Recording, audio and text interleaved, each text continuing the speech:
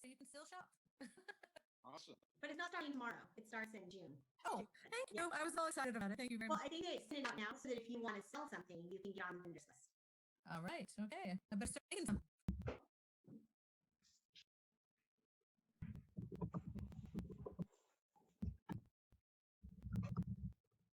Christy, it doesn't look like we have a quorum yet. Is that true? I can do What it. is that? Oh, we do. 1, 2, 3, 4, 5. We do. Going on it for just for Supervisor Fennel.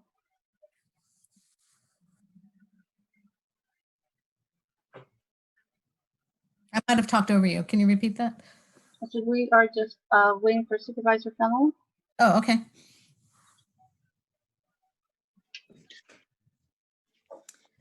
So I My couldn't private find. business is my private business is operated exclusively over the internet. That we don't have any offices. We all work from our homes, and that's what we've been doing for the last 10 years. So this is just normal for me.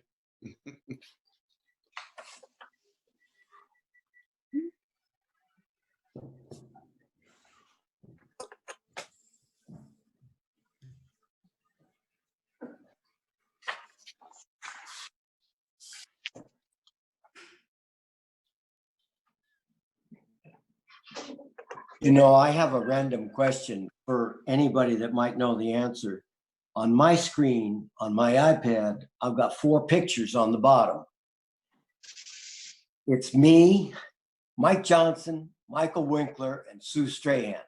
And I don't pick them. Somebody's picking these pictures for me. I hear other people talk, but the pictures never switch around.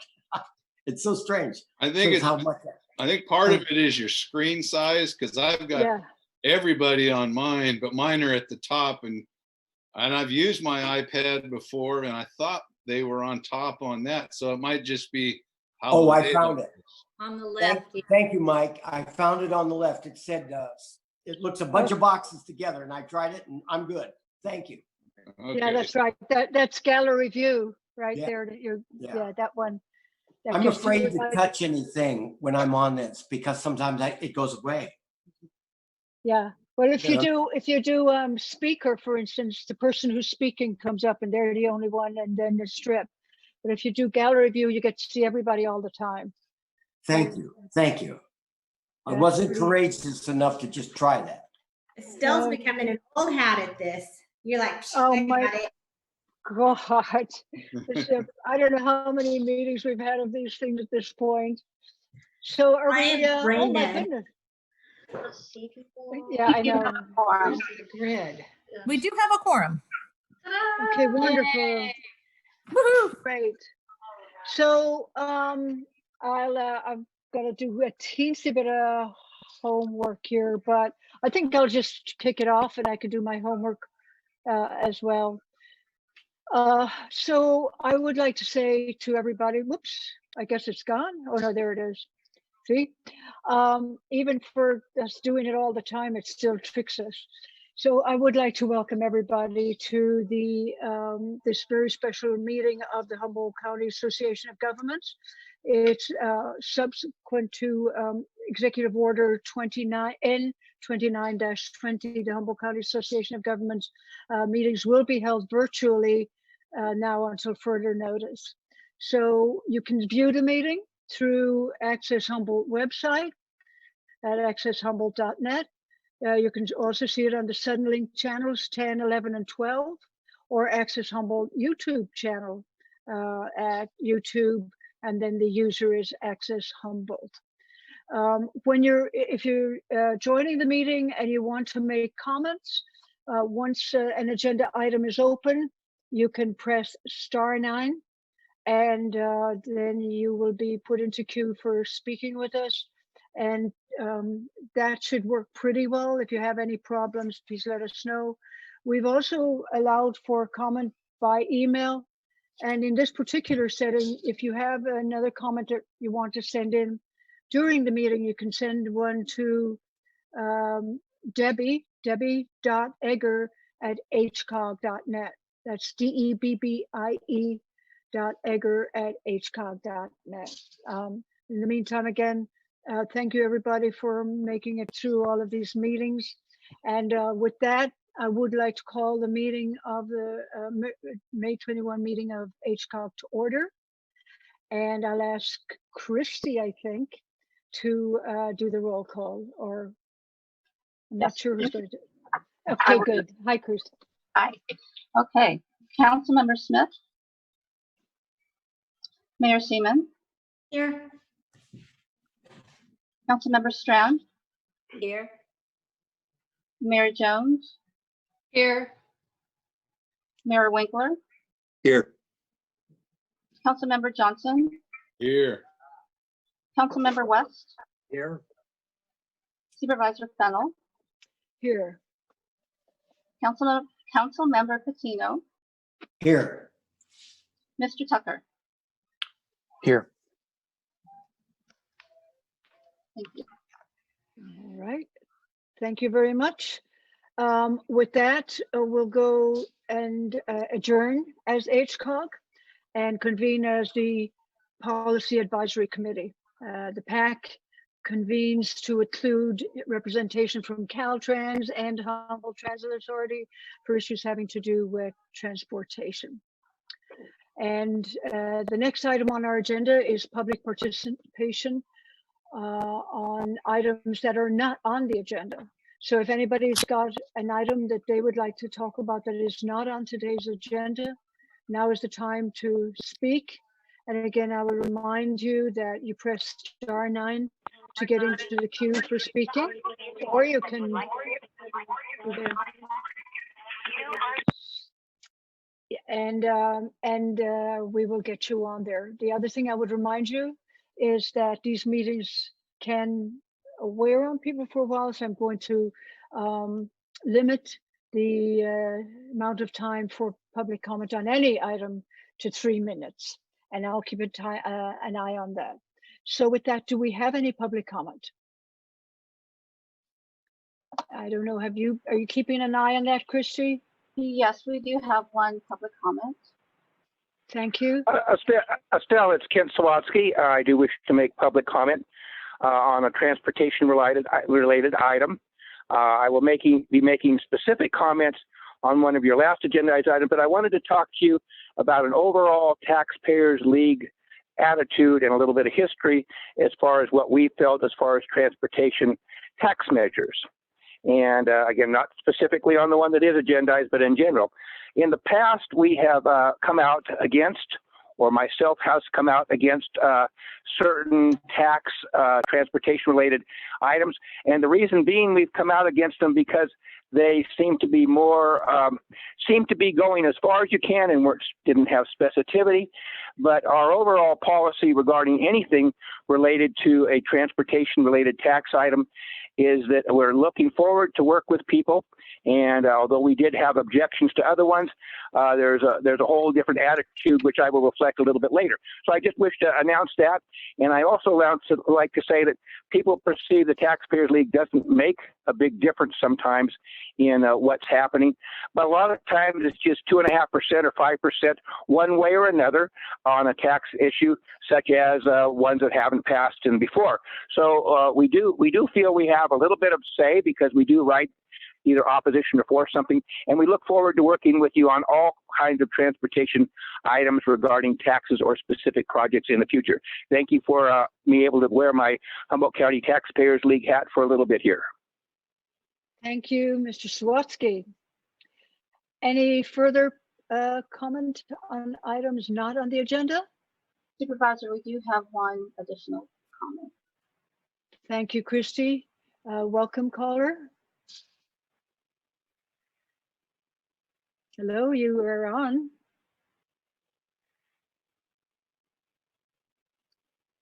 Christy, can you see if that person is unmuted? It looks like they are. Is that somebody with the number of 5603 at the end? Oh, yep, that's me. Can you hear me? Yes. Okay, thank you. Sorry, I'm not hearing it through the phone. So this is Colin Fisk. I'm the Executive Director of the Coalition for Responsible Transportation Priorities. And I wanted to just briefly say, I've been in touch with a number of the jurisdictions that are members of HCOG, but not all of them, regarding measures that can be taken in this pandemic time to make the streets safer for pedestrians and cyclists, as we have more people doing that. And I wanted to encourage any of you who aren't familiar with some of those measures that are being taken by communities around the country to check out the National Association of City Transportation Officials website. They have a COVID-19 response listing that you can check out. There's a number of other organizations and agencies that have are compiling those responses as well. And one newish one that I wanted to draw to everyone's attention is the idea of temporarily relaxing parking standards around restaurants and other businesses to allow them to serve customers outdoors, and thus allow more spacing and more a higher customer base to allow businesses to hopefully survive this, since we understand that particularly restaurants probably wouldn't have a big enough customer base for dine-in service when we get to that point, if they only serve indoors with proper social distancing. So I hope that you'll check those things out and consider them for your various jurisdictions. Thanks. Thank you, Colin. Any further comment on items not on the agenda, Christy? No further comments. Thank you very much. That will bring us back to the board, and our next item on the agenda is approval of the minutes from the March 19th meeting. I trust everybody's had a look at them, and does anybody have any questions on those minutes? Okay. I'll make a motion to approve the minutes. A motion made by Paul Patino. And then did Susan, Mary Seaman did? Yeah, okay, great. Thank you. So as with all of these Zoom meetings, first of all, I'd like to call for public comment on this item. I don't believe there will be, but just in case, is there any public comment on the minutes of the past meeting? Christy? Okay. Councilmember Smith? Oh, say, Christy, just so everybody knows, as with all of the items on the agenda, every vote is a roll call vote. Sorry, go ahead, Christy. Thank you. Councilmember Smith?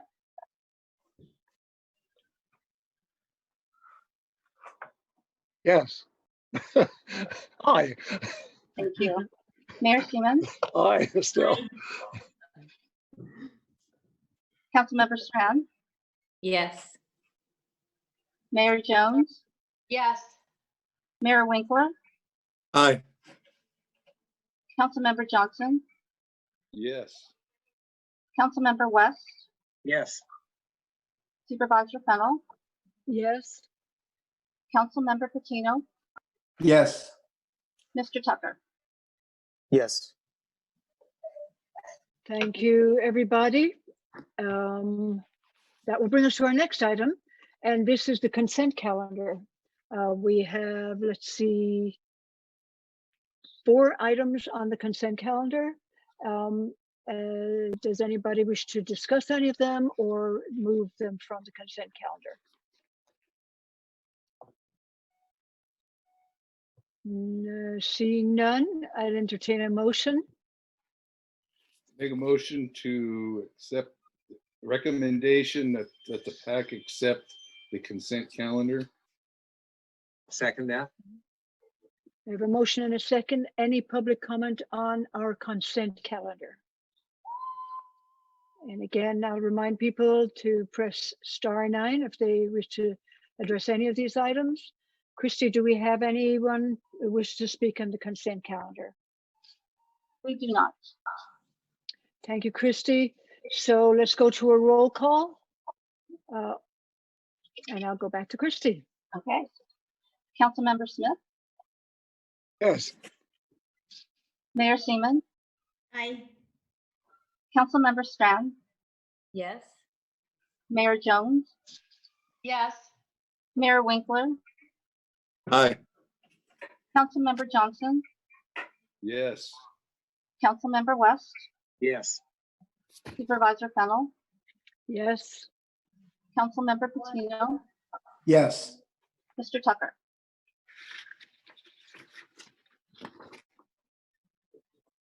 Mr. Tucker, Yes.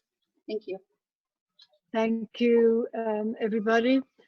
So moving right along, now we're going into our action items. And the first item is the local transportation fund apportionment. And we'll have Director Clem. Marcella, are you there?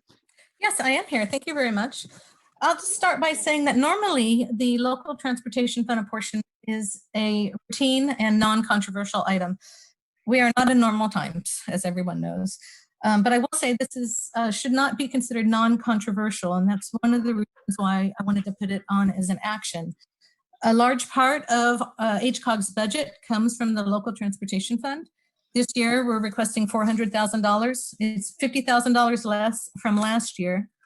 And because I'm on that subject, I just wanted to say that the first table in your staff report does show the comparison of this year's request to last year. So this year we're requesting 50,000 less.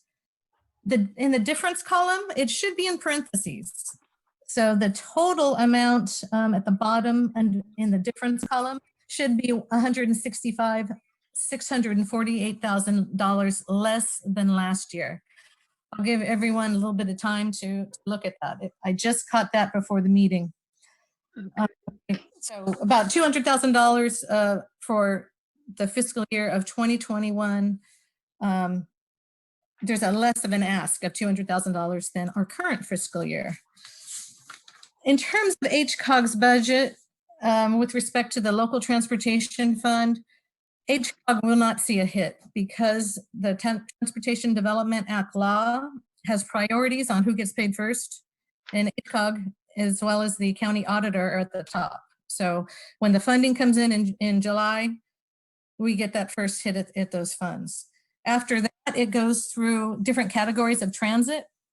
And then after transit, there are contracted transit agencies that get funded. Then after that, funds can go to bicycle and pedestrian uses for each jurisdiction. This year, our income is pretty much in line with 18-19. I was surprised to see that. We are, maybe $10,000 less than what we saw last year as of May. So that is also good news. The issue for your agencies, though, is that the county auditor every year estimates how much they think will come in, and they estimated high for this current year. So they estimated over $200,000 more, or around $200,000 more than actually came in. We foresee that all transit will be paid for, but what we will see a shortfall in is the money that goes to streets and roads for your agencies. Next month, I hopefully will have a better estimate for a final estimate. The state submits their payment to the county auditor around the 20th of every month. It came in on the 19th, so that was exciting that I could get that information. In terms of the revenues that came in April of this year compared to April of last year, there was a 7% decrease, and in May, 11% decrease. And that sounds bad, but I was expecting worse because the local transportation fund is a sales tax fund. So we just have to wait and see what will happen next month. In terms of HCOG's additional funding that comes through for our budget, we have the rural planning assistance that comes through Caltrans. It is for planning, transportation planning. We have not heard from headquarters that there will be a decrease. So we've received $337,000 annually. In a statewide meeting a couple of weeks ago, we heard that that's what we should expect. So we're not going to get a hit on that. And then the last big funding is called the Planning and Programming and Monitoring funding, and that's allocated through the California Transportation Commission. In times when transportation funding is short, which we've seen in the past, the California Transportation Commission puts these PPM monies at the top of the allocation list. So again, we do not see a reduction in those funds coming to HCOG. So that is the good news for us, that we aren't going to see a big hit with COVID. But again, your governments that do use local transportation funds on streets and roads will probably see less coming in, not only this year, but potentially next year. With that, I can answer any questions you have for anyone that's not familiar with this process, but I think it's been going on since 1973 or so. That I can answer any questions. So let me just jump in here very quickly. What I like to do as chair is not to have you use the Zoom hand raise, but to actually raise your hand so I can see it, because I'm looking at everybody. So does anybody have any questions or comments? Okay, Councilman Johnson. Well, I know that there's per gallon taxes and per dollar taxes when it comes to gasoline. Some of it's an excise tax on the per gallon unit, and some of it is a sales tax on the cumulative price of a gallon of gasoline. And I was just wanting clarification on which these funds or any of the gas tax funds that make it this far come out of. Yeah, so the local transportation fund is 1/4 cent of the sales tax. So not related to the gasoline or the diesel. In our consent calendar, we did have an item for the state transit assistance funding, the STA funding. That is a sales tax on diesel. And what I've heard from the state so far is that truck drivers kept trucking. So, they did put in those miles, but the cost went down. So diesel got cheaper. They didn't have a number for us yet. And annually, the state controller's office submits a revised estimate for this STA funding, the state transit assistance funding, in August. At that time, we'll look and see if there's a big hit. We will look at our reserves to see if we have funding to supplement that hit. And if we need to change our resolution that was passed in the consent calendar, we will certainly bring that back to you after consulting with the transit agencies. Okay, we had a League of California Cities webinar today on looking ahead fiscally. And one of the things that was surprising was that the gas tax is, even though they sold less gasoline, there was a small increase because it was because of the sales tax and the bunch of things working at it, so that there's still going to be a small increase even with lower price per gallon. And because of the excise tax portion of it. Okay. Thank you for that good news, Councilman Johnson. Yes, okay, Councilman Member Patino, you're next. Thank you. Marcella, when you were talking about that, there's gonna be a $50,000 difference. That was on page 2 in the HCOG Administration and Planning. The first table, not the figure, but the table that shows the fiscal year 2021 estimate. Next to it is the 2019 estimate, and the next is the difference.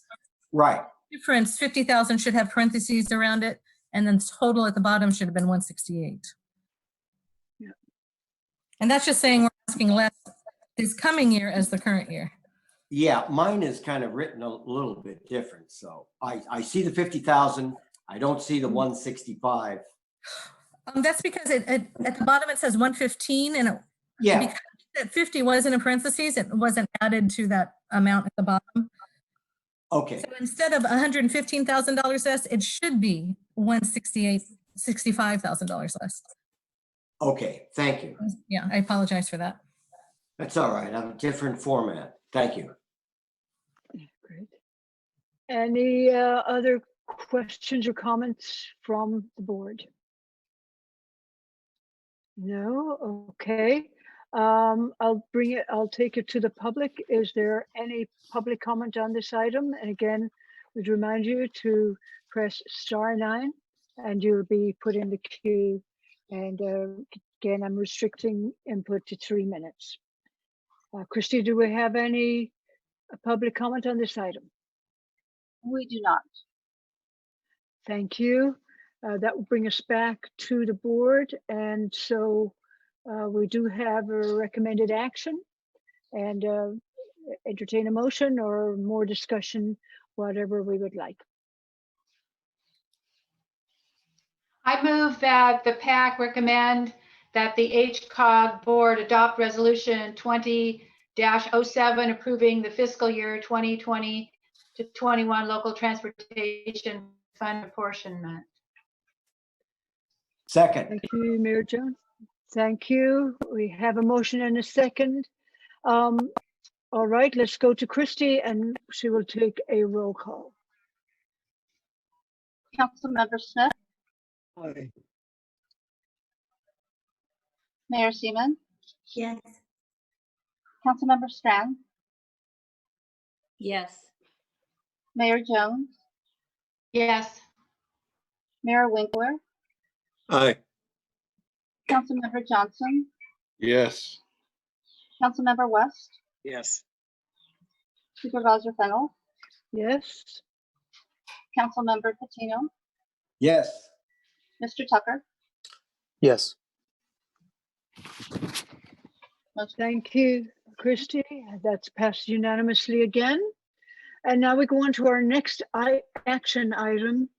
And this is the Social Services Transportation Advisory Council and Service Coordination Committee consolidation. And I'm going back to Marcella. Here I am. So All this right. item was at the request of members, about 4 members who are on both committees. We ran the idea past both the Service Transportation Advisory Council and the Service Coordination Committee. Both unanimously recommended approval. So it's before you today to get your okay on consolidating these 2 committees. With your approval of that, we will come back in August with revised bylaws. At that time, we'll have an opportunity for everyone to meet, go over the bylaws to discuss the meeting times, because right now one group meets quarterly, one group meets every 2 months. So we'll work out those things and get the membership correct. We do have some members of the Service Coordination Committee from Humboldt State University and from College of the Redwoods who have not been attending. So we will reach out to those members to encourage them to attend. And if for some reason they want to not be part of HCOG subcommittees, we will let you know what they say on that. And with that, I can answer any questions. Any questions on this item from the board? Okay, I will put it out to public comment. Any public comment on this item? Oh, Mayor Jones? Yes, go ahead. You do have to unmute. There you go. There you are. You may speak. I was just wondering why Debbie and Marcella and Una, and I can't see them on this, so I had to call my tech person. I will speak for myself. I have a cheap computer that I use. It's my work computer. It's a laptop that I use when I travel. So it's light and small and inexpensive. It does not have a camera. Okay. I think Thank you. Mm-hmm. could be shy. I'll let them speak for themselves. And if you, and sure that your tech person told you that if you bring your cursor up onto the window, you will actually see everybody's name, even in those black boxes. Yes, I do see their names. Now I see Una. I lost Michael for a while, but now I see him. Okay. It's because I turned my video off. I don't always have great broadband, and then I also figure you can give your attention to the speaker instead of my background. But I will turn on, for my item which is coming up, I turn on my video. I see. Thank you. All right, so again, let's go back. Is there any public comment on this second the second action item, the Social Service Transportation Advisory? There's no public comment. Thank you, Christy. With that, I'll entertain a motion. I'll move, where is it? I will move to approve the consolidation of the Service Coordination Committee and the Social Service Transportation Advisory Council. I'll second that. Thank you both. And I'll have Christy do the roll call. Councilmember Smith, Aye. Mayor Seaman, Yes. Councilmember Strand, Yes. Mayor Jones, Yes. Mayor Winkler, Aye. Councilmember Johnson, Yes. Councilmember West, Jack, Yes. thank you. Supervisor Fennell, Yes, Councilmember Patino, Yes. Mr. Tucker. Yes. Thank you. It's unanimous. all right. Thank you very much, Christy. That brings us to our next action item, and it's a Mobility on Demand Strategic Development Plan. And I will toss that over to Una. Thank you. Welcome. Christy, could you let me share screen, please? So today, what is brand new for you, the biggest thing is the new technical memo from our consultants that goes over potential pilot projects. And this is a culmination of the last few technical memos that they have delivered to us, which the community at large has already had a chance to see through a couple workshops, and the committees that we have, Technical Advisory Committee, the SSTAC, and the SCC. And those were the technical memos that summarized existing conditions and existing unmet needs that we know from the communities as per their transit and mobility transportation needs. It also, one of them gave results from the surveys that we put out. If you recall, it was quite a while ago, but we had some online surveys as well as paper surveys.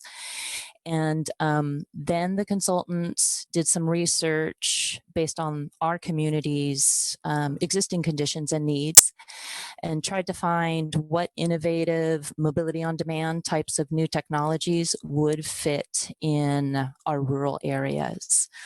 So I Una? will, yeah. Oh, sorry. Had you already started your sharing your screen, because it's not visible? I'm not. I'm still disabled from sharing my screen. Okay. I see you, Una. Okay, I'm going to try and, I was just going to scroll through the pilot project technical memo, but it's, your screen okay, is there not it is. visible. There it is. I just got, okay, let me pull it up. Please bear There with we me. go. Yep, no problem. Okay. Great. So nothing fancy here. I'm just gonna highlight or speak about the things I highlighted, just as the framework for the mobility on demand technologies that we thought were most viable for our communities at this time. We based it on these 4 guiding principles, which were that what our main objectives are to reduce greenhouse gas emissions, increase transit effectiveness, also contribute to our regional economic development, and have equitable access. So we're trying to hit as high a bar for all of those that we could with whatever mobility on demand projects we search for in the future or proceed with in the future. And then we have some other more detailed evaluation criteria that then we also look at for every potential technology or potential pilot project. And then these evaluation criteria should also, sorry, I thought I was getting a message. Una, I will say this. We're just seeing your first page where the file is highlighted in a list, but we're not seeing any other pages. Okay. It says I am screen not- sharing. Maybe my broadband is too slow. Could be. It's just on that very first page with HCOG potential pilots highlighted, as if you were to click on the thing. It's your, Sorry about it's your that. Windows Explorer why don't- page, but not the document. Yeah. Okay, so the message, I have a green light that says you are screen sharing. So why don't I just tell you what page I am on? Oh, yeah. But Yeah, sounds good. it's definitely not imperative that you see it. This is just straight from the enclosure. Yeah. So on the Yeah, I've bottom of actually been page, looking at that. okay, at the bottom of page 3. Sorry, Una, I really yeah. hate to do this to you. No, sure, but what?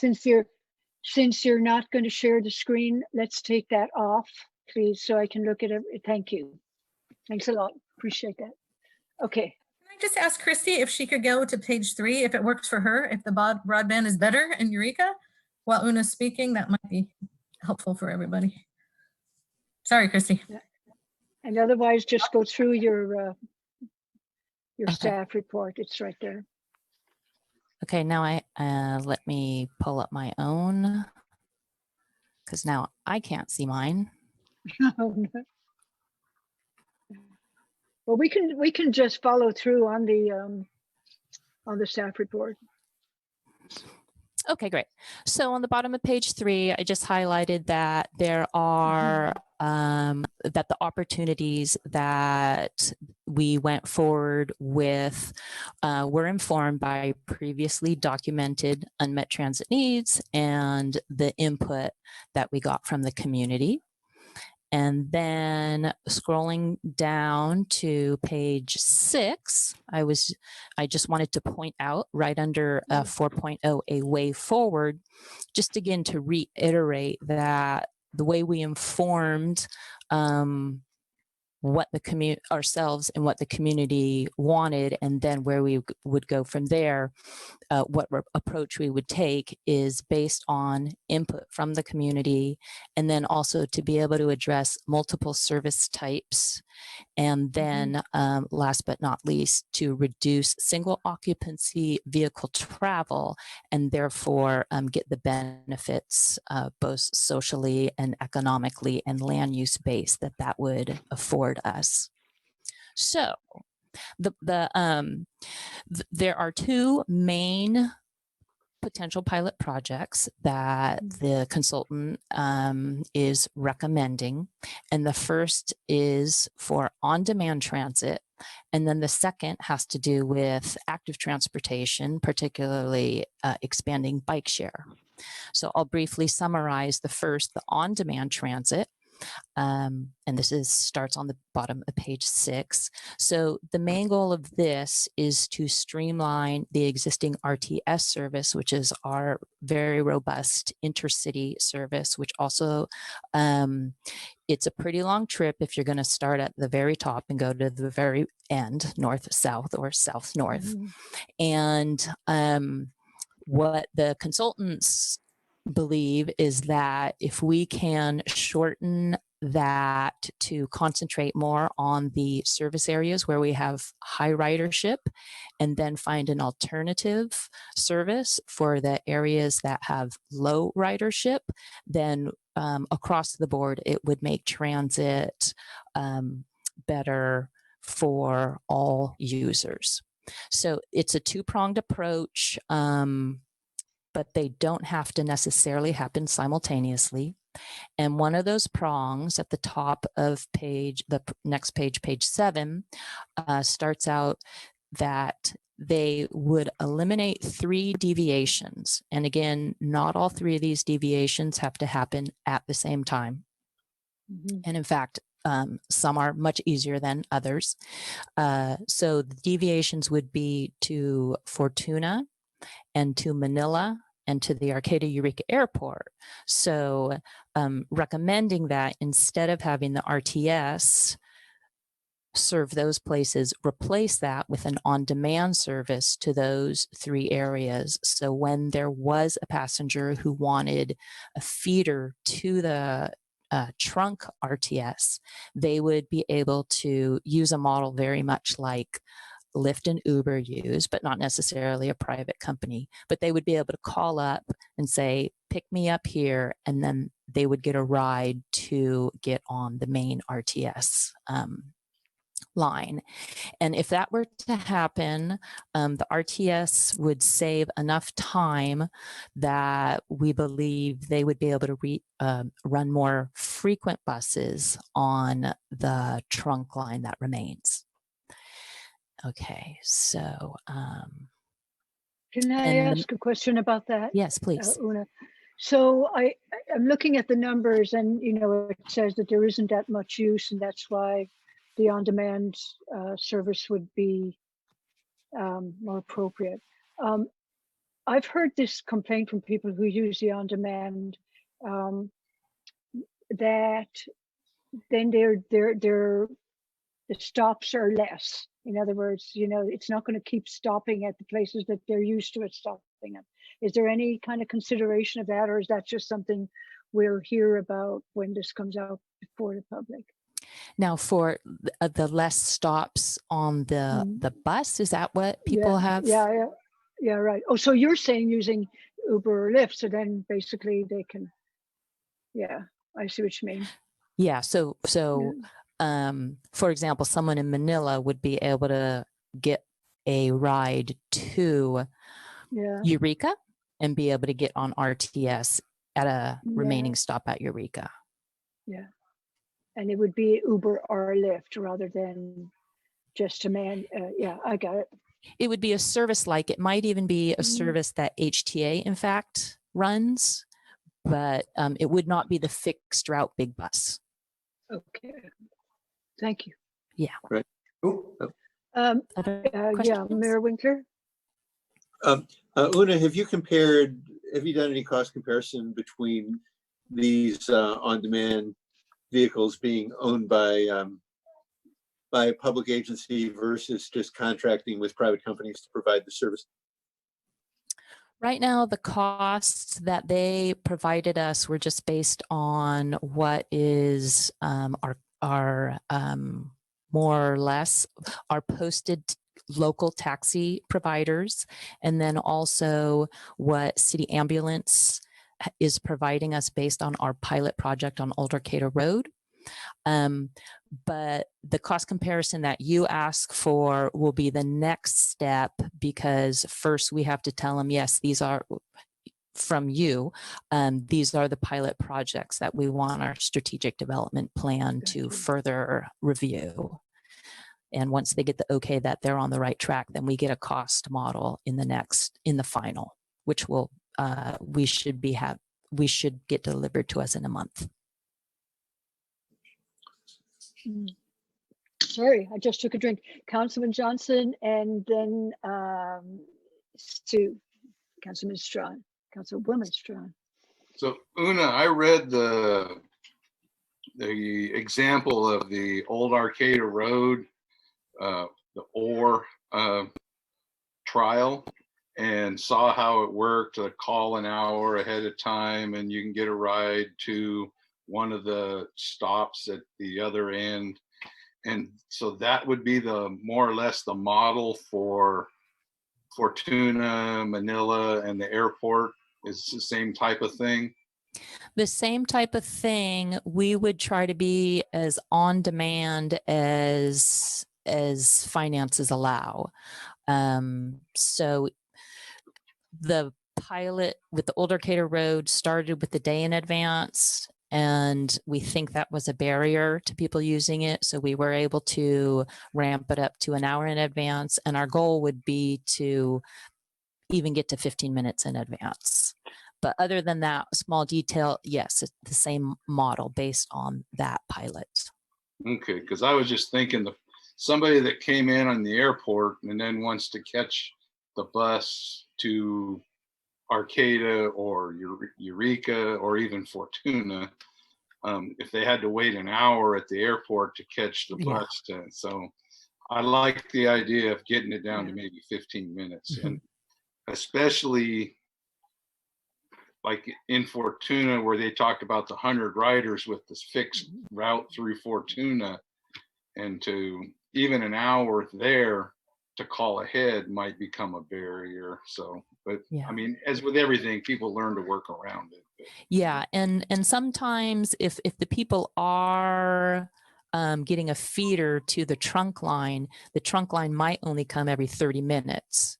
So the service provider would also have a little bit of predicting power when perhaps, ups and downs in demand would be. Yeah, and sometimes, this north and south route through town is at different times and different coordination. So, but sure. Thank you. And Councilmember Strawn.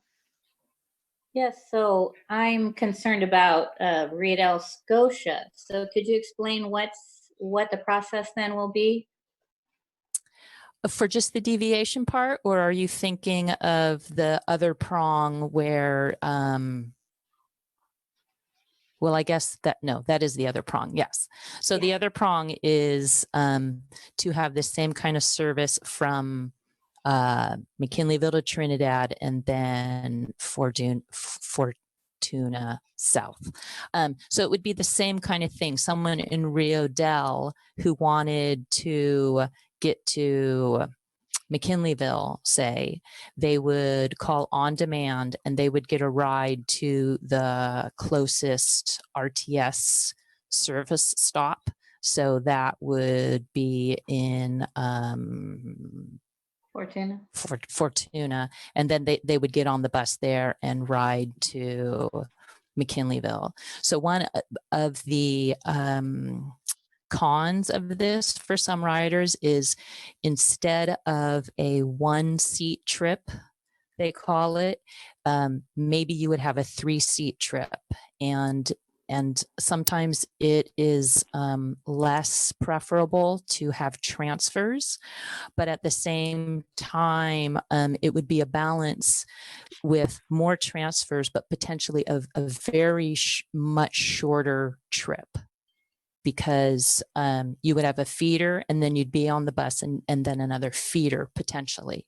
And that might take you less time than the current system if you got on RTS and had all these deviations and waited to go from example, Rio Del to Trinidad. But it's only a pilot, so we would have to learn about all of that. So are you saying that the people in Rio Del would have to call an Uber to get to Fortuna? Uber type service. Yeah. An on-demand first mile, last mile, they call it. Yeah, a personal mobility on demand. And it might be a taxi. Like right now, the old Arcada Road pilot, they might send out a taxi for you, and that would be your feeder.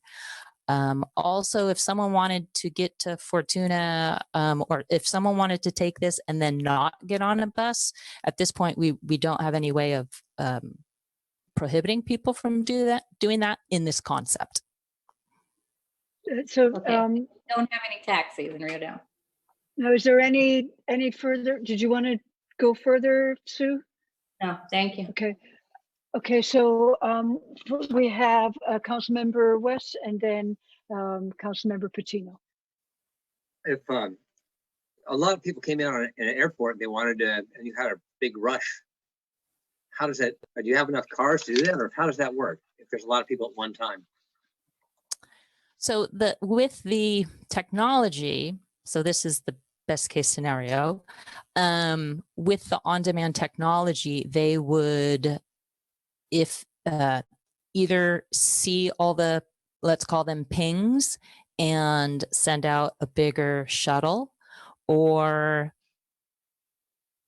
send out more cars, or some people would, or it would become first come, first serve. They might be able to take the first couple, and the other ones might have to wait another 15 minutes, or who knows.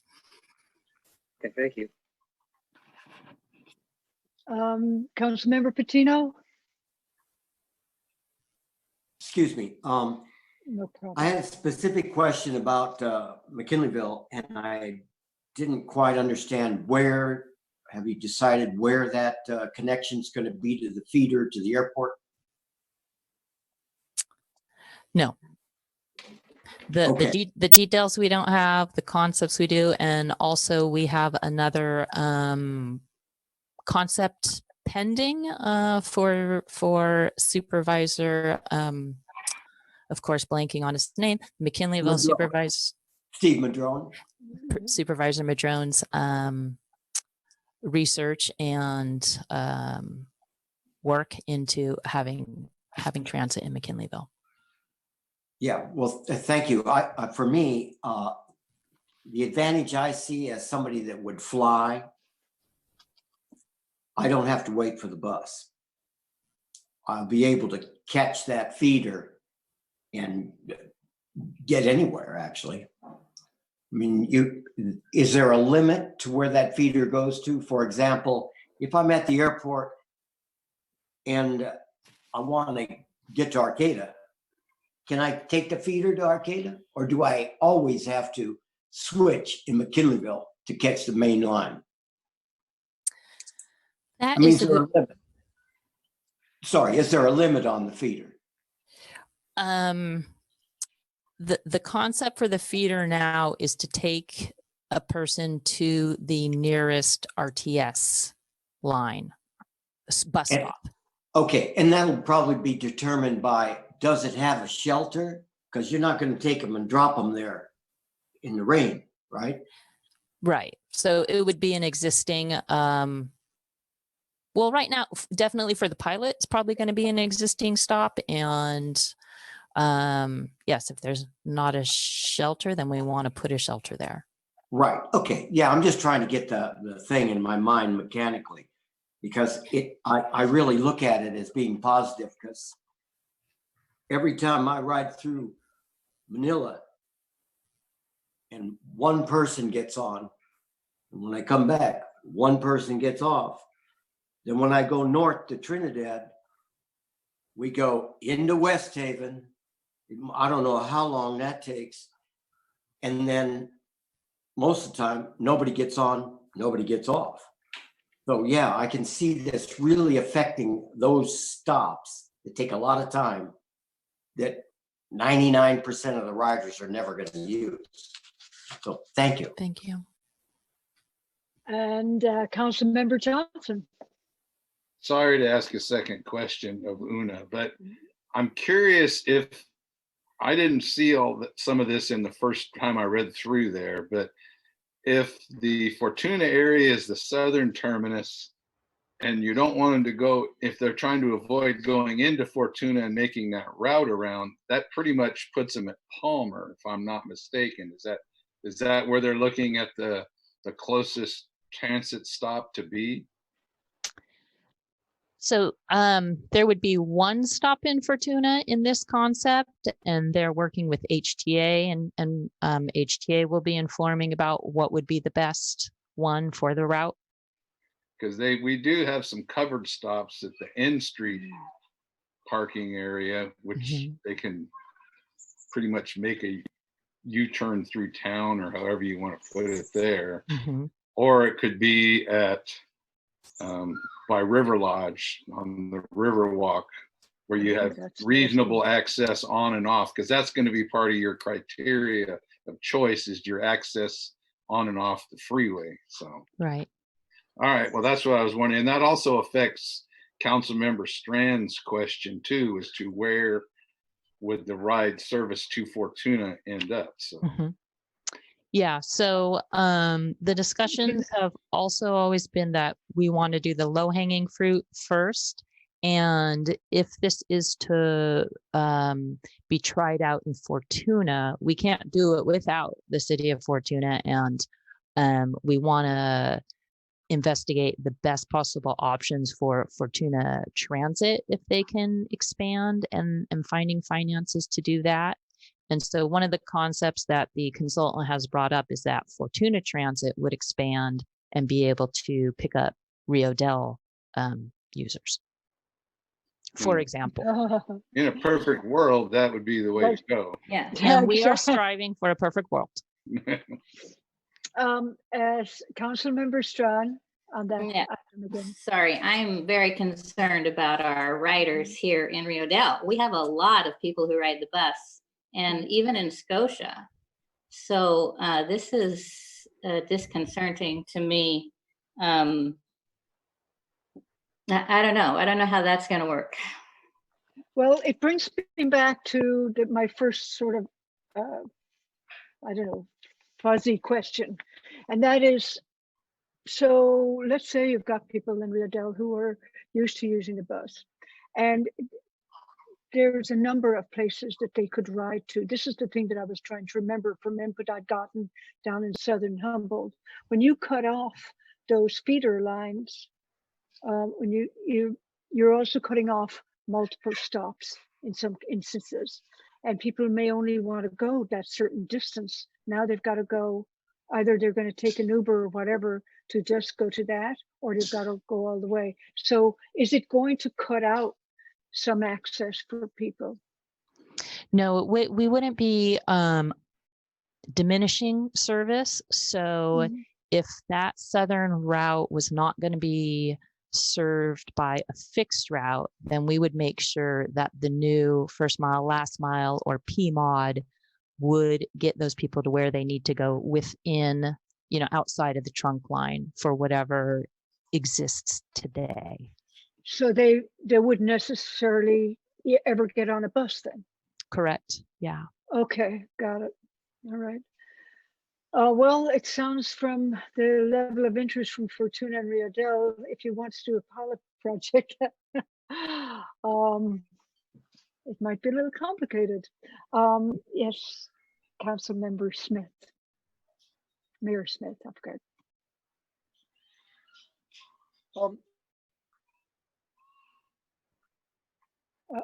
Yes, these cities in Humboldt County, I have to ask, has there been discussion of a feeder to Ferndale, which is a large number of elderly people without transportation? Yes, and I believe it's in the table in this technical memo that Ferndale was one of the areas definitely in the record for having an unmet transit need. And I believe from the first flush, the consultants felt like at this time the density is too low for demand for right now a pilot project to be a good candidate there. Poor Ferndale has heard that for the last 30 years. I understand. We need to move the city off the floodplain and then we can get bigger. It's in the You could be in the coastal zone then, watch out. Yeah. Councilmember Patino. Well, right now, if you're going to try to get from Ferndale to the main line, there isn't anything. And with this kind of system, there'd be a feeder to get you across the bridge and they can pick you up there. But right now, your city doesn't have any, doesn't provide anything. Fortuna provides somewhat of a feeder. But as I understand it, Ferndale doesn't have a feeder. They will get one with this if it's done, I think. Does that make sense? Una, I don't know if I'm speaking out of turn. If the pilot projects are successful and we learn how to do it right and we get a sustainable level of funding, then I could see that definitely coming online. Oh, that would. I mean, it's in our sights for sure. The things that are in the strategic development plan, I think for our first try, are what the consultants just think are the most likely to succeed in the beginning. You know, I had one more thing to say on that. When we're talking about rolling this out and where do you start? Low hanging fruit. I mean, it seems to me that the airport or Manila would be probably a better spot to start. Yeah. Since it affects a lot fewer people. Yeah, I mean, and with the ridership and the number of buses that go through right now, and from HTA's recommendations, HTA has said Manila would be the easiest. And also, HTA wants to try something that we already have funds available for, to do the most sustainable thing right now. And Greg believes under current pre-COVID conditions, we would be able to even try out the Manila pilot without getting grant startup funds. Okay. Thank you. Any further questions or comments on this item before I open it up for public comment? Were you finished, Juna? Because we actually kind of jumped in on you, and then this No, just took off. that's fine. That's the perfect result. I'll just quickly bring up the active transportation if that reminds anyone that they had a question about expanding the possibility expanding bike share.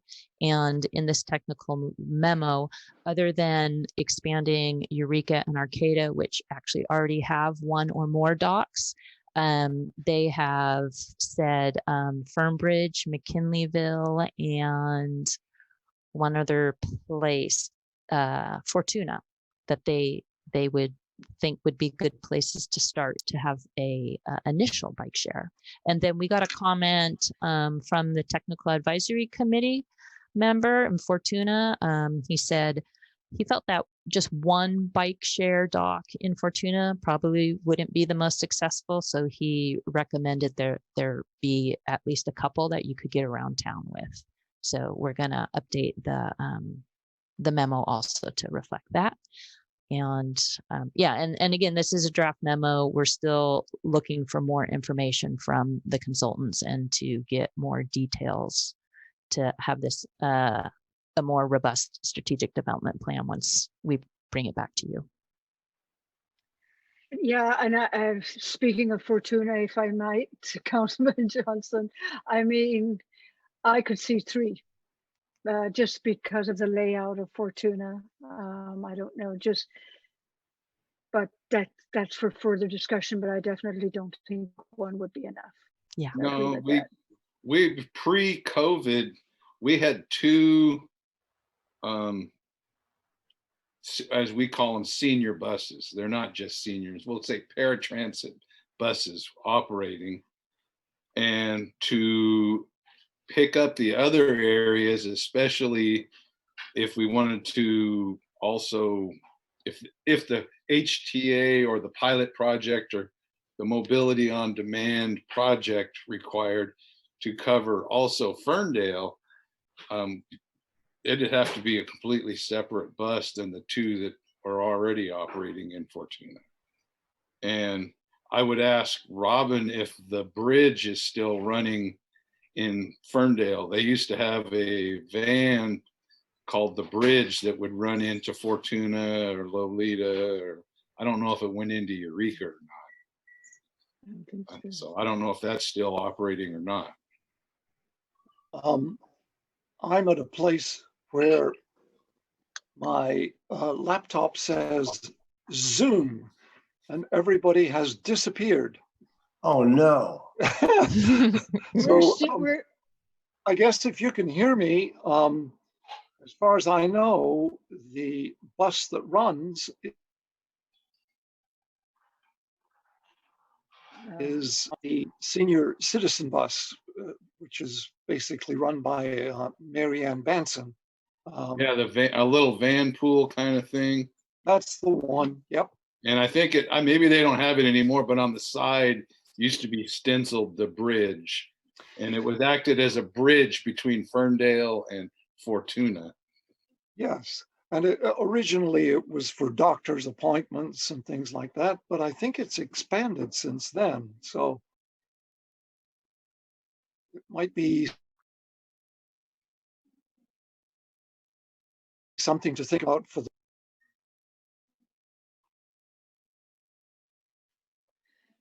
Thank you, Robin. I think your issue is that, I'll go to you in a minute, Councilmember Patino. I think your issue is that you may be having an unstable connection. Yes, I think yeah, so. But you'll be, just move your cursor around. You might just find your window. I've been doing that, Estelle. It's now at showers past. Oh. Okay. But it's okay. Let's go to Councilmember Patino. Yeah, Una, I wanted to ask you about the Zagster thing. Did I get that you were thinking about an expansion of the Zagster into McKinleyville, Fortuna, wherever, Ferndale? That's what the recommendations are. They that expanding it, and they have given us specific places that they think docks would be best placed first. Oh, great. Thank you. Because it seems to be working in Arcata somewhat. And because HSU has their station and we've got one, and Co-op or somebody else has one. So yeah, thank you. You're welcome. Thank you. It's a great discussion so far. Let's hear if anybody from the public would like to comment on this item. And again, I will remind people, you press *9, and at that point, you would be in the queue to speak. Do we have any input from the public on this item, Christy? No, there is no public comment. Thank you very much. Bring it back to the board. So any suggestions on how to move forward on this item? Any motion?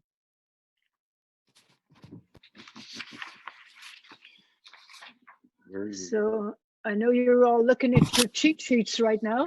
Yeah, there is no recommended motion. Yeah. I think for me, talking about direction, I like everything you're doing, and as choices are made or need to be made, then we can get tighter on it as far as where to start to pilot and how to expand the Zagster or whatever. So yeah, I'm just supportive. I think what we got from this, as you could see, a general recognition that maybe the part in the north might be your pilot area to begin with, just sense of that. Sense also that there are real concerns about what it would look like in the Rio del Scotia and Fortuna area. So those kind of things. So yeah, I guess that's kind of input you're getting from us. Yeah. And I understand the concerns. Our goal is not to diminish. The entire goal of this project is how can we increase access? So if there's something that we can tell is going to diminish access, that is not part of the journey we want to take.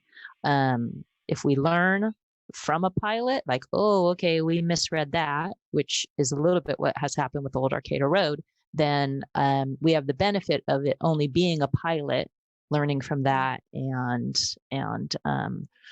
readapting. Well, thank you very much for Thank you. all your work on this, Una. Thank you. Very good.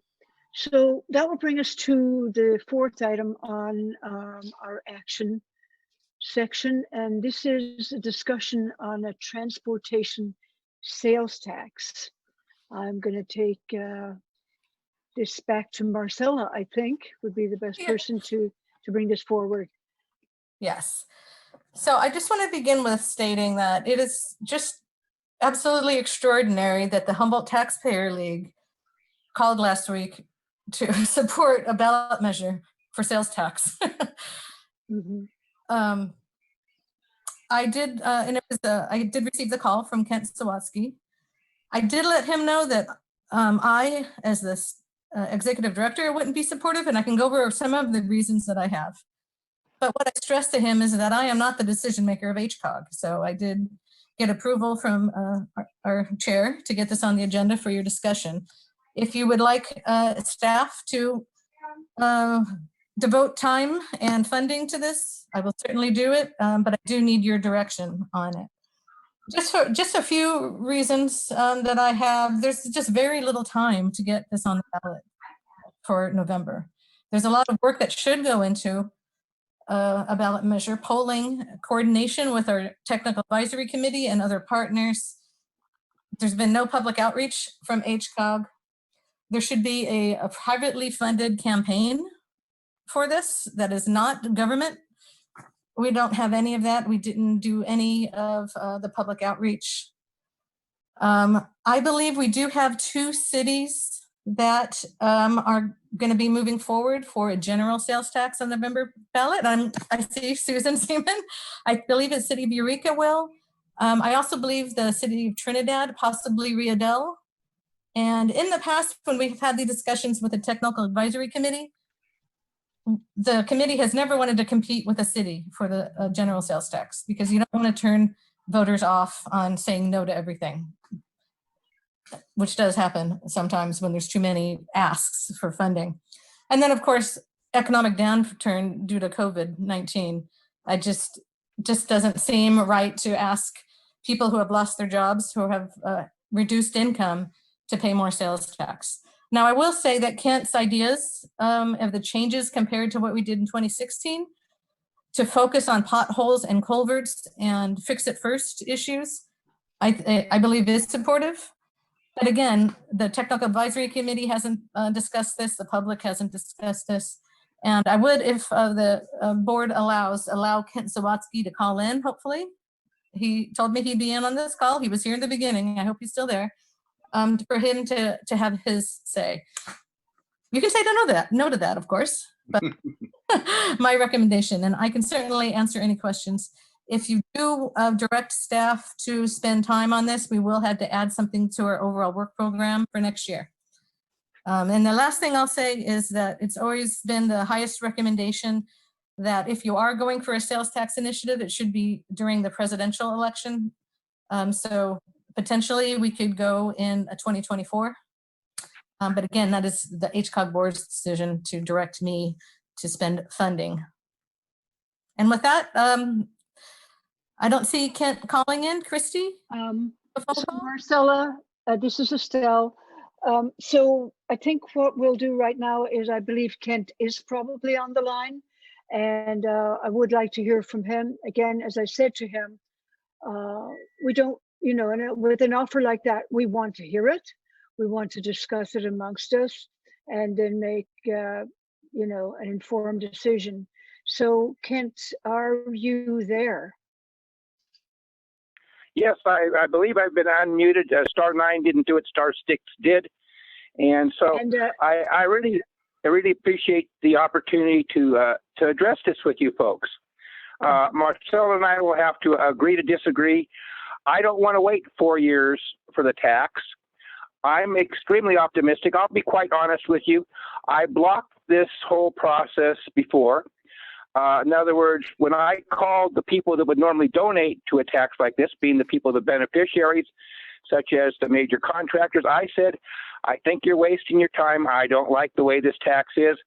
They didn't play, did they? Well, this time I'm going to be doing the opposite. I'll be reaching out to all of them. I've already reached out to Jeff Hunterlock with the operating engineers. And I think I've crafted this in a manner that everybody will feel is acceptable. And in certain times, you just kind of have to buck the thing. And I wish to partner with you folks and have your staff spend the time. I would be extremely disappointed and just totally puzzled that the Taxpayers League can't help work with you and pass this tax. So I'm going to quickly read to you the measure that I wish to think be put on the ballot. And some of you have already heard this. So I call it Measure AAA. It's a AAA rated tax because the Taxpayers League thinks it's great. Okay, to supplement existing funding for maintenance, rehabilitation, and construction of existing transportation, including potholes, culverts, micro-paving, chip and seal, for local match leveraging of state federal funds for road infrastructure. And the question is, shall the Humboldt County voters adopt an ordinance establishing a 1/4 cent per dollar sales tax throughout Humboldt County for 10 years, raising approximately $5 million annually, requiring independent audits, separate accounts, public oversight, and local revenue control. A minimum of 90% going to local contractors when possible through a competitive bid process. So I run this by people. So I think that your time for your staff would not be anywhere near as extreme as before, because I've gone through the whole measure, and if I'm allowed to work with Marcella, it's kind of a cut and paste with the same measure we had, just filling in the right numbers. Now, there may be some new regulations she has to research. She mentioned that to me, but I think we can do this and adapt it, and I think we can move quite quickly. Now, I wanted to get on to one more thing here with my limited time. In your prior Humboldt County Transportation Ballot Measure Expenditure Plan, and this is something that I think you should request be mailed to you before you make a decision, and or you hopefully you'll make a decision now. You already agreed how to split up the pie, and I would use your existing splitting of the pie with one exception. And I've talked to both Tom Madsen and Susan Seaman regarding this. In the splitting of the pie before, Eureka only got 32.57%. The county got 42.89%, especially considering that they put so much money in tax things into Measure Z and O, and in my opinion, get very little back. Put those two numbers together, everybody else stays the same. Split that baby in half so they both get 37.73% of the pie. The rest of you would stay the same. Everything else would be prorated the same as far as a quarter-cent sales tax rather than half. And I would ask you to kind of trust me. I'm from the Humboldt County Taxpayers League, not from the government, and I want to help with this. So I think during this time, it's time to be bold. I'm willing to invest a lot of my time and effort in putting the coalition together to support this both financially and go to the public forums. You know, I go to a lot of those, and help promote this along with other people that I think are willing to participate. So consider this, please. I appreciate you even considering it. I would recommend that you have staff bring back some pertinent information, including an update of the Measure U and with a few changes. And I think that the minimal time, hopefully, on your staff. I don't want to burden Marcella or staff, but I think it's worth their time and my time and your time to accomplish this goals here. So thank you for my opportunity. If you have any questions, I will stay online and will unmute till I see you have a question for me. Thank you. Thank you, Kent. And yeah, in this particular case, if there are questions, we'll definitely have a back and forth because this is an item brought forward by you. Commissioner Patino. Yeah, my question, I've got two. One is, how is mass transit going to get its share out of this? That's one. Instead of, is it all roads or is it going to be divided so that we can actually save the transit system with it? That's one question, and I'll wait for your answer. So, Kent, if you wouldn't mind to come back on, you've had a question, how is mass transit factor into this? As I understand it from your description, it doesn't. It's purely about paving and potholes, etc. But of course, that does affect mass transit. Yes, go ahead. Go ahead, Kent. Paul, to answer your question, what disqualifies you as far as a self-help municipality? And now the benefits of this, not are only that we're going to use this tax for these specific purposes, but it also allows you, and have Marcella clarify this with you, it's my understanding speaking to her, to get that extra carrot in all the other categories that have to do with transportation. So there's all kinds of matching funds out there. And this specific part would also be used for these projects, would free up some of the other municipalities and other entities' money to do the other projects you want to have. So it's kind of a matter of possibly pushing around the money. That's left up to the latitude of you folks.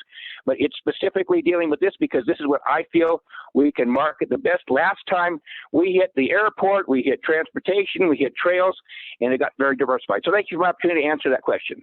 Okay, Thank you. I have my second question is, are you talking about a special tax or a general tax?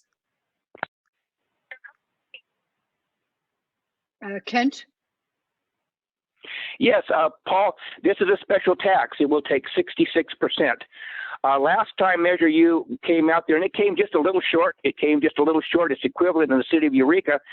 So I'm hoping that that little difference between us not being against a tax and being in favor will push it over that 66% limit. So it is a special tax specifically for these purposes, and that's what the taxpayers likes to have. The general taxes, we're willing to support the other general taxes or consider that Eureka would be doing and all these other things also, as long as they bring forward the same tax with the same sunsets and the same criteria. So we want to work with everybody as far as responsible taxes, and we feel this would be one. Okay, Since it's a special tax, if you don't specify transit in there, it can't be used for that. Well, I would say, Paul, get clarification from Marcella on that. These specific funds cannot be used for it, but again, it does enable the funds that you are using from your general taxes or other tax revenue to be used for that, and it does get you the matching the funds, enabling you to get out into the free thing, moving up to you as far as getting additional funds. And in my opinion, that's more of the benefit possibly than the actual tax revenue that's generated for this, is to get you to that being a self-help municipality or entity. And again, you're going to have to get clarification from Marcella on that. And those are some questions I highly recommend you do ask at this time of Marcella. thank you. Next, I'm done. next we have, thank you, Councilman Patino. Councilman Winkler, sorry. Mayor. All right, one informational question, and as part of this is, where do we stand as far as the grade of our roads in Humboldt County? I mean, we have an overall grade, we have grades within individual cities. And is there a goal for this tax on either arresting deterioration to a lower grade or being able to use this tax to get to a higher grade? Do we have any numbers on that of what our goals are if as a result of potentially enacting this tax?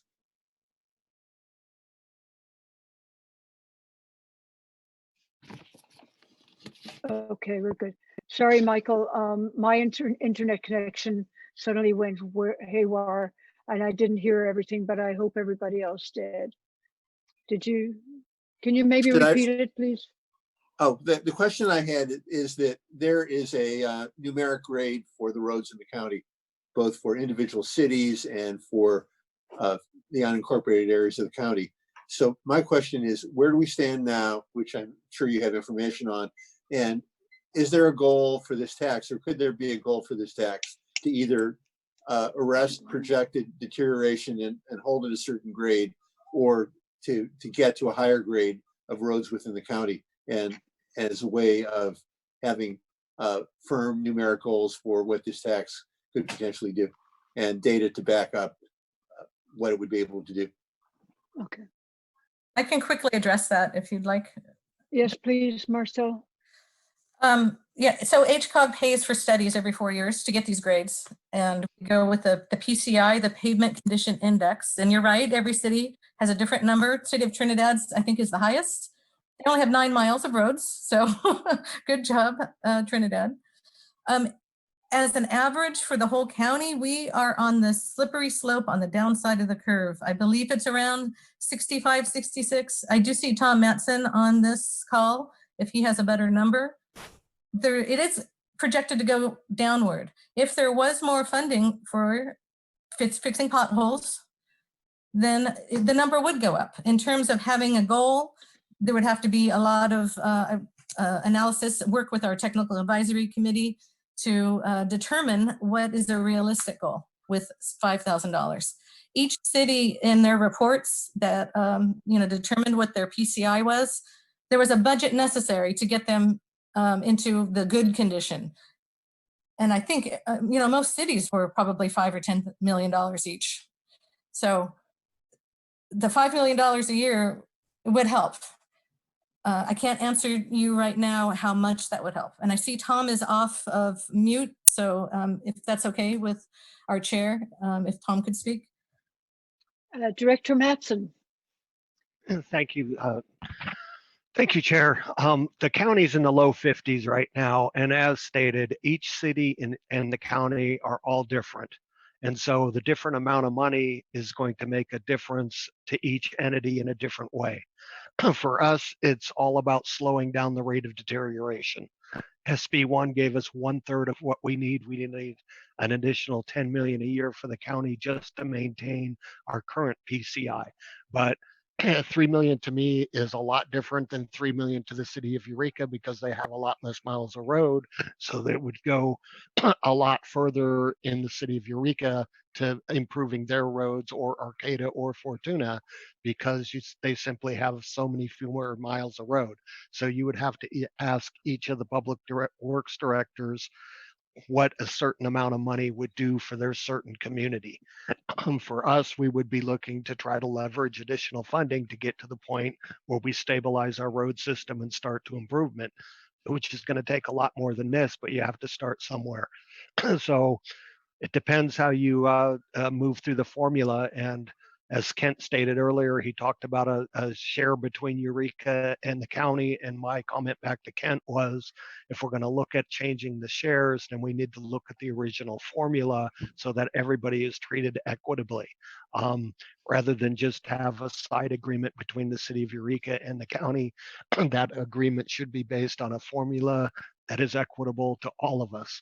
So that's all I can add to this. Thank you. Thank you, Director Messon. I hope you'll stick around in case there's other issues that you might be able to clarify. So Councilmember West and then Mayor Jones. Of course, in Trinidad, we've got this very important tax coming up. So this is a real strain on the Trinidad people of Trinidad to have an extra 0.25% added on to what they already are going to be asking. We certainly would be frustrated to lose what we're trying to get up here because of this, even though as a biker, I absolutely agree that this is really important. I'm certain that it's going to be really tough on to pass 2 taxes through Trinidad, so I'm worried about the conflict.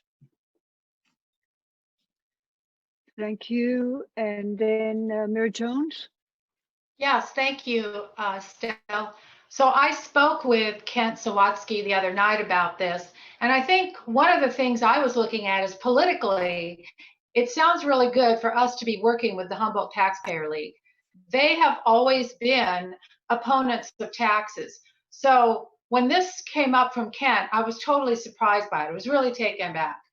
But what I see is an opportunity now with us and this pandemic, which has brought people together in some ways, that we have a specific task with this tax.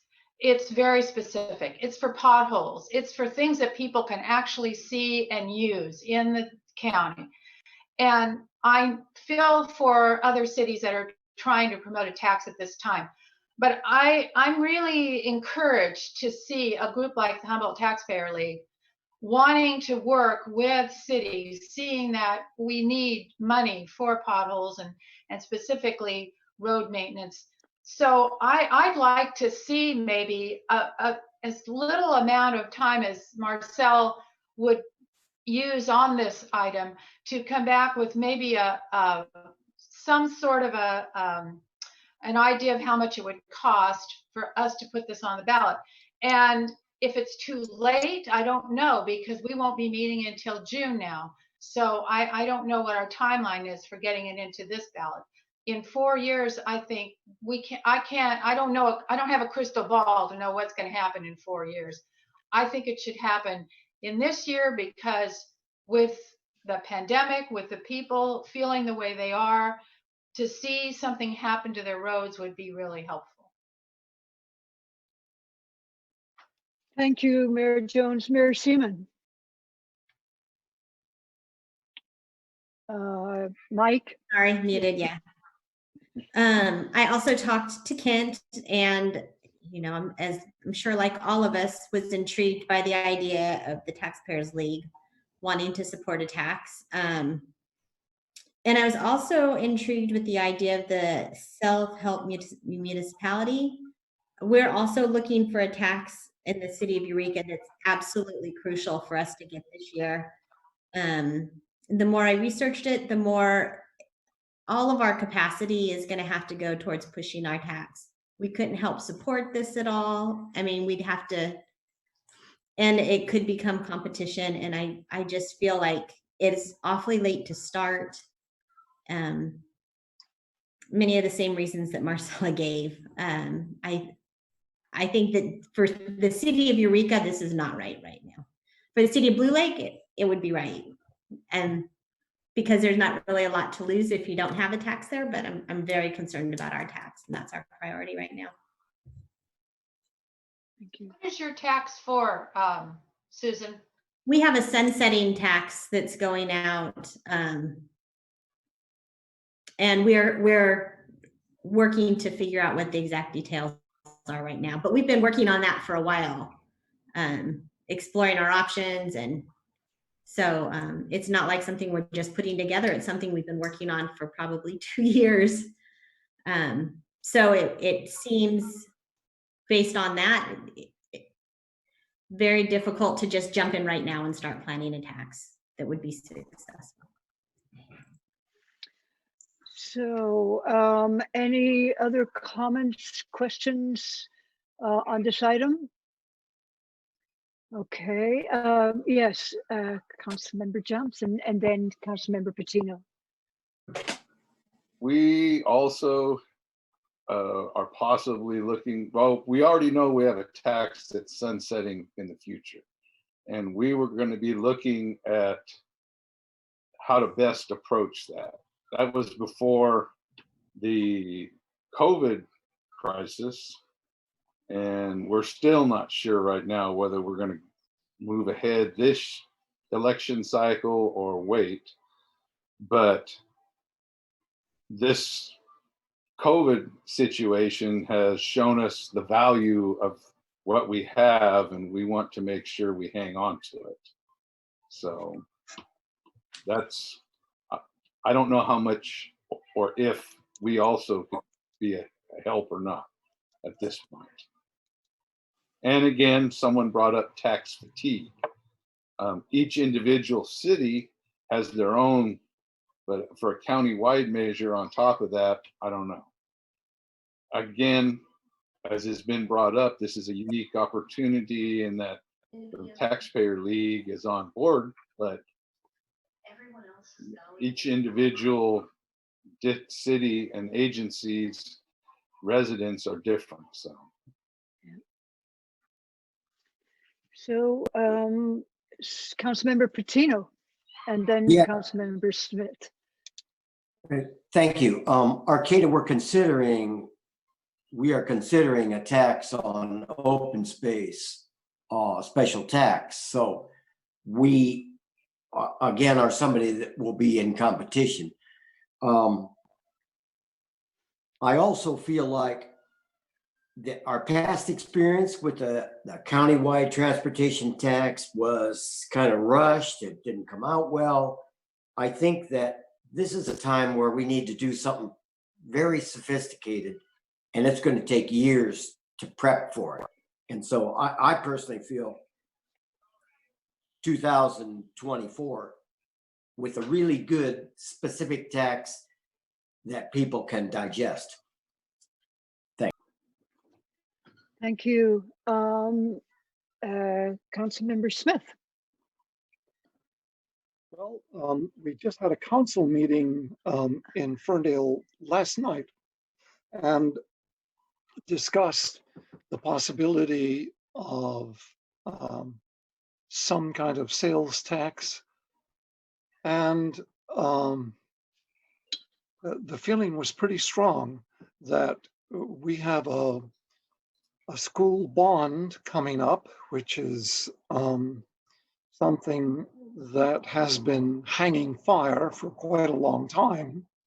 And the feeling, I think I can speak for the council here, was, well, yes, we're going to have to do something with a sales tax, but this is not the right time for Ferndale.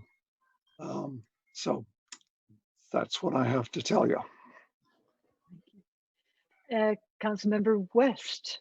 Yeah, I want to state again that, you know, we're could be in conflict. One of the big issues up here is when people want to buy large items like a car, this 1/4% tax is a lot of money. And I think this is going to be very difficult for all of us who are thinking of taxes. You're talking about a 10-year tax, I believe. So that's going to affect us for a long time and make it difficult to do taxes within our cities. And I find this to be going to be very difficult. Although I agree with the idea, I think it's very difficult at this time, especially after COVID, when people are going to be losing jobs and there's not going to be a lot of money. So I don't see this being a good time. Did I see your hand earlier, Councilmember Strawn? Did you? Well, I just. Oh, you said about Riodell talking about a tax too. That's right. Yeah, and but I do feel that 4 years is a long time to let our roads degrade more. Once they start degrading, it's difficult to you know, recoup without really putting a lot of money into them. So that's just the other side of the coin. Thank you. Thank you. Mayor Seaman? So there is no rule that says we can't do it in 2022. It's just. That's what I was thinking, yeah. Huh? That's what I was thinking too. Yeah. We don't have to wait till the presidential year. We just need to start early and educate better in those years. Yeah, that resonates. I don't think we need to go with any particular conventional wisdom because we're not in conventional times. And I would like to ask Director Matson, if you wouldn't mind, to explain a little bit for everybody the situation we're in with SB1 funding. We have been allocated funding, and a lot of that will go for these kinds of things. Would you mind to address that a little bit, Director Matson? Thank you, Chair. I can try. The SB1 funding comes directly to cities and counties. It will be reduced because of COVID, depending upon how much the transportation is reduced. We're already projecting a 10 to 15% reduction for next year for our entire budget for the year, based on probably a 40 to 50% reduction in the monthly gas tax revenues starting next month. It basically almost doubled the county's road maintenance budget. But again, we have the studies out there that show what our needs are. And as was brought up by one of the other councilmen members, the longer you wait, the more it costs. So if we repair something today in good shape for $1, if I wait 10 years, it'll be $6 to $10. And so that is a very important point to focus on. The SB1 funds, again, they're different for every community and every jurisdiction. I can only tell you what they did for our county. They've helped out a lot, but like I said, it's only 1/3 of what we really need to be investing annually into our road system just to maintain it at the PCI it is now, because we are way down the slippery slope. We're not starting on the slippery slope in the county. We're hitting the bottom. Yeah. Okay, well, obviously this is a discussion that's brand new to us.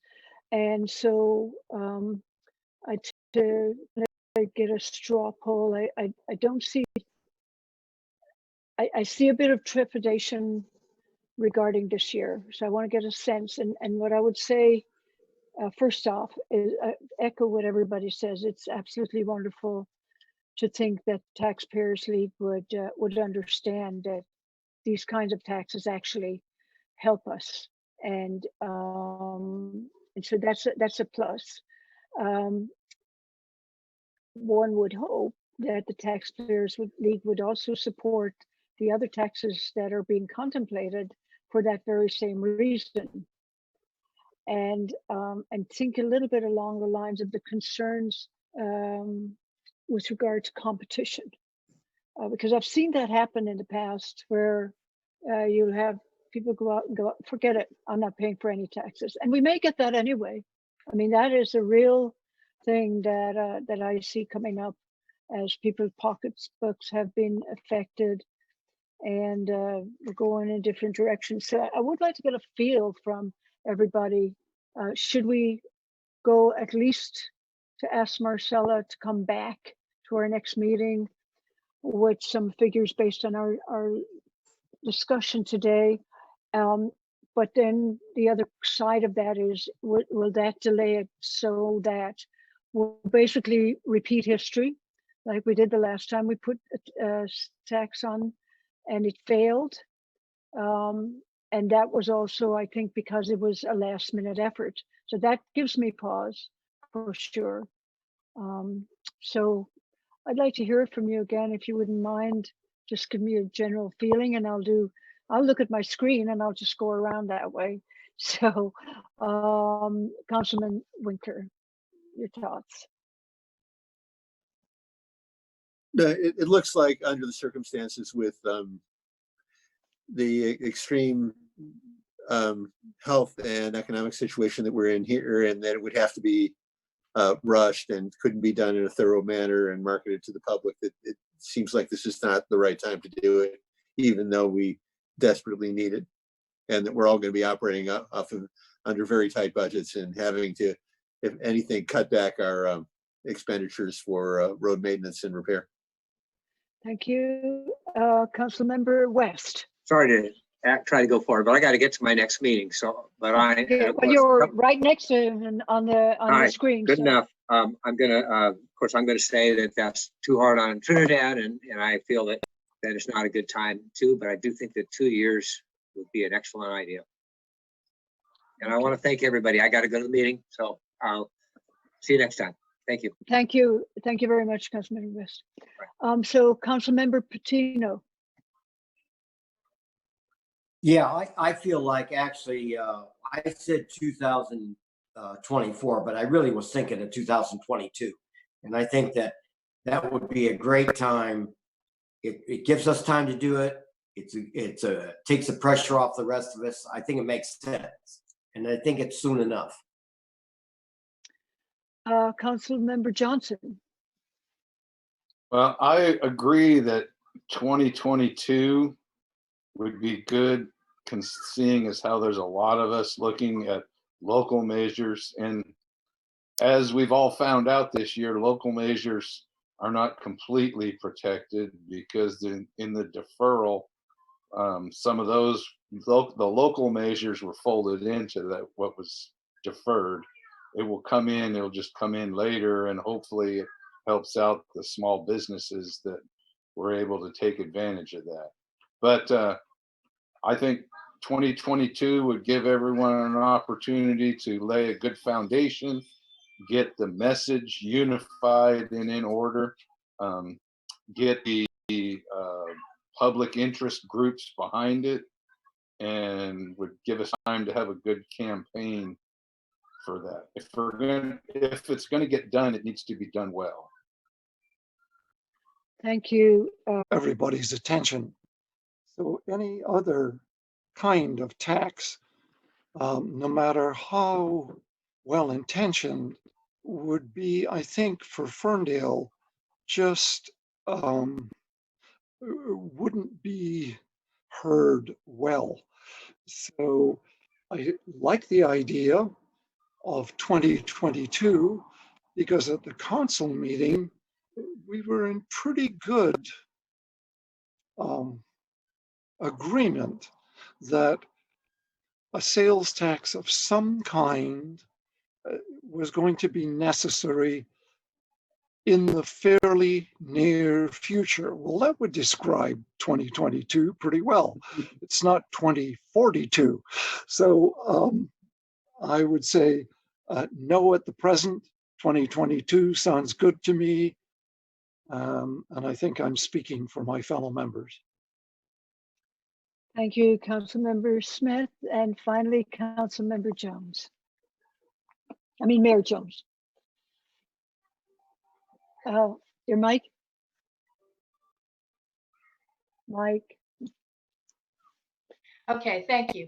So you've already heard pretty much what I've said.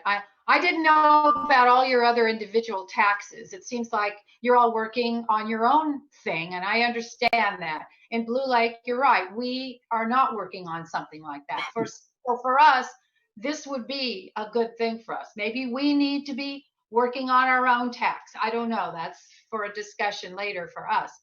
But I would be willing, if we can still get the Humboldt Taxpayers League to be as excited about this in 2 years as they are now, I could see waiting as well. But I just want to emphasize what an opportunity this is to finally get a group that has been dead set against any taxes ever to suddenly come forward and say, we need a tax, we're in trouble, help people. I think that opportunity is something we need to really consider. And I like what Council Member Strawn said about roads can't wait for 4 years. I guess they can wait for 2, and we'll see. But those are my feelings about it. I'm willing to concede with the rest of everyone, but I do want to emphasize that this is an opportunity, and we may not get it again. Councilmember Johnson. I Thank you. just wanted to thank Ken Sawatsky for his diligence and interest in this. And I heard him, I don't know, a couple of board of supervisors meetings ago, call in and talk about it. And I was pleasantly surprised, and I would just hope that our already being committed to something else at this point and not being able to get fully on board with it is not off-putting to him, but I am greatly appreciative of what he's done, and hopefully we can keep moving forward in 22. Nicely put, Councilman Johnson. I would just add to that. I agree with you. It sounded very exciting. It's great to have that level of cooperation and thinking outside the box. We need all the help we can get. And what I would say maybe is that for Mr. Sawatsky, what he's heard from this body is a genuine interest in following through with this idea, just not now.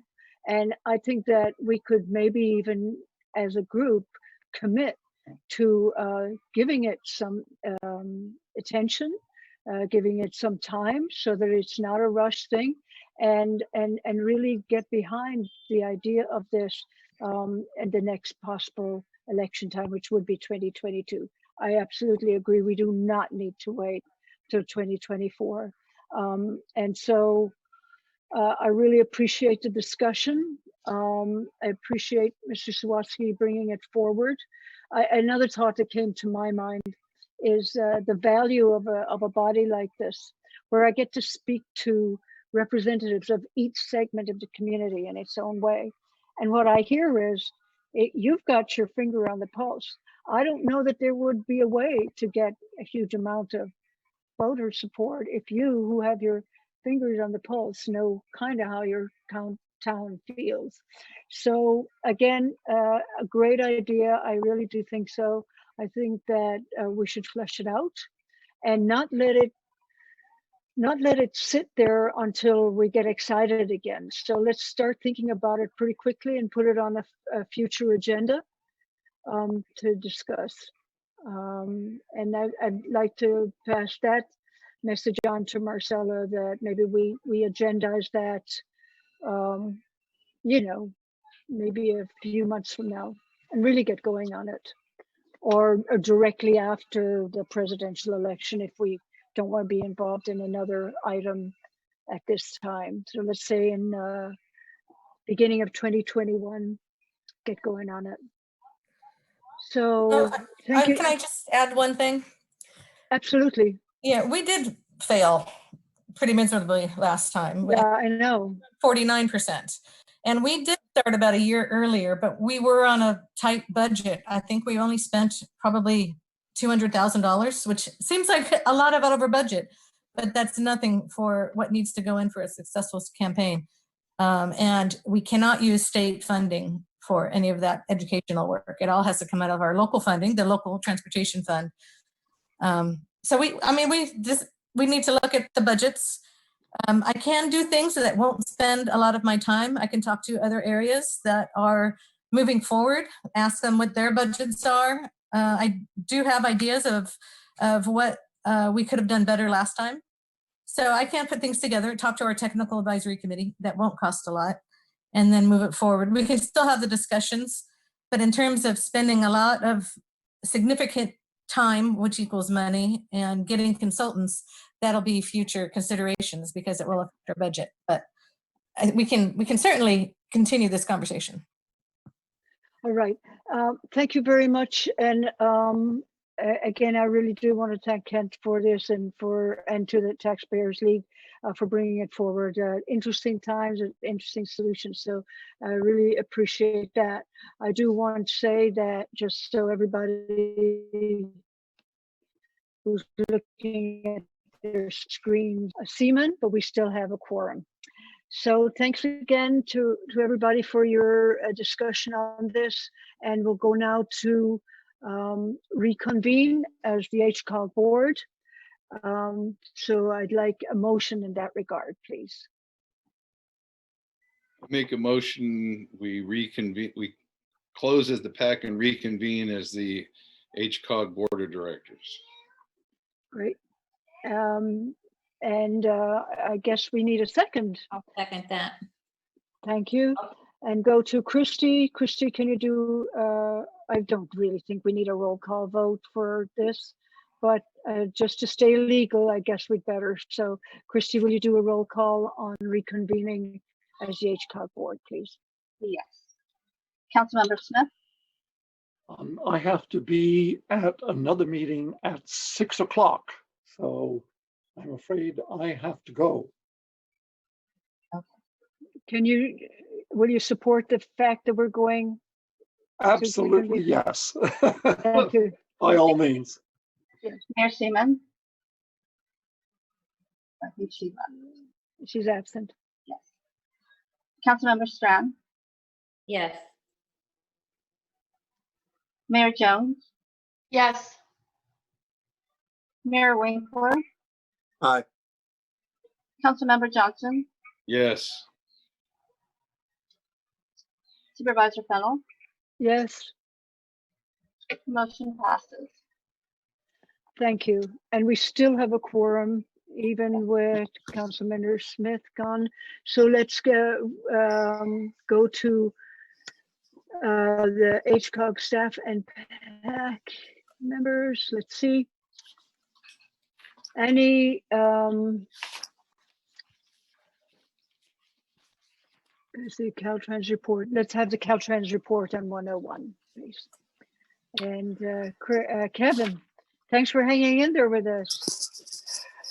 Yeah, hi everybody. The 101 project, currently the offsite Samoa wetland mitigation is being advertised, and that started on May 11th. The 2020 State Transportation Improvement Program approved additional funding for the Indianola undercrossing project. The design is proceeding, and if you recall in some of the previous meetings, mentioned that they're currently looking at 6 seasons for the construction, and so they're doing some additional work to see if they can reduce that. And so the target date to complete the design is January of 2021. And that's my update for that project. Thank you, Kevin. Any questions for Kevin? Okay. Did you want to say anything about the HTA, Paul? Oh, no, not really. Thank you. Okay, great. Thank you. So then the last item on the agenda is a report on the Eureka Arcada 101 Safety Corridor Supplemental Patrols. And we do have some information on that. Marcella? Yeah, so this is the fun one of the day, and I'll make it quick. EP, the Eureka Police Department suspended their supplemental patrols on March 18th due to the COVID-19 virus, but they still managed to put in 55.25 hours on patrol. They logged 526 miles, 52 traffic stops, 13 citations, 39 warnings, and no arrests. The winners for March was a 35-year-old female from Huntington Beach, California, going 75 miles an hour in a 50-mile-an-hour zone. A 45-year-old male from Arcada going 72, and a 19-year-old female from Arcada doing 71. They did not do any patrols in April, so we won't have an April report. But as of last week, they began the May patrols. So we'll get some stats for May. Thank you, Marcella. I was expecting to hear about people speeding. There was a lot of that happening when there were very few cars on the road. And Kevin, did you have something? Well, I just, item B on the PAC member reports. I don't know if I wanted to do last chance grade. Oh, I don't see that on there. It's not on my agenda, but. Yes, it is. Oh, B. Oh, yeah, it's B. Sorry, I heard D. Sorry, Kevin. Go ahead. Yeah, no problem. So the update for last chance grade, the preliminary geotechnical investigations phase 2B is still on schedule. Drilling is expected to start in October of this year. The coastal development permit application that was submitted to the County of Del Norte was conditionally approved. Environmental studies are currently ongoing. The northern spotted owl studies began this year. All other environmental studies are planned for next year. An update on public engagement. The plan was for a public meeting this summer. They're still looking at summer or fall with potentially an option for a virtual public meeting. And they are currently scheduling the next Congressman Huffman stakeholder group meeting that they're shooting for July for that meeting. And that's my update for last chance grade. So the Congressman Huffman meeting would probably be virtual or not? I mean, we don't know, I suppose. It doesn't mention it, but I imagine that they're probably looking into that. Yeah, it's hard to tell at this point. I mean, everybody's kind of looking out that much further and saying we're probably going to have that just because the congregating will still be limited. But we'll see how things go here in Humboldt County as far as, and in Del Norte as far as the reopening, see if there's more optimistic. But I want to thank everybody very much for, oh, please go ahead, Mayor Jones. Thank you, Supervisor Fennell. So on May 30th, there's going to be an Annie and Mary Rail Trail groundbreaking at the museum. Now, due to COVID, it will not be one of those things where I can tell you to tell all your friends and come out. I wish I could, but we'll be doing physical distancing, but we will be breaking ground at the museum in Blue Lake on May 30th, Saturday. And so we're pretty excited about that trail getting started here in Blue Lake, the Annie and Mary Rail Trail. Wonderful. Thank you for that. Anybody else got plans that we want to, oh, Una, go ahead. Okay. So we're having a trail summit virtual on the first Saturday in June 6th from 9 to 11. We're planning on having a video of the groundbreaking of the Annie and Mary. So if you can't make it in virtual non-person, come to the Trail Summit, and Senator McGuire will be at the summit as well. Great, thank you, wonderful. So I think we've done everything. Really appreciate it again, as I said, very interesting discussion here. And thank you all, be well, and we will see you in June. Thank you all. Thank you. Thank you. Yeah. Bye. We are adjourned. Bye. Bye-bye. Bye-bye. Oops.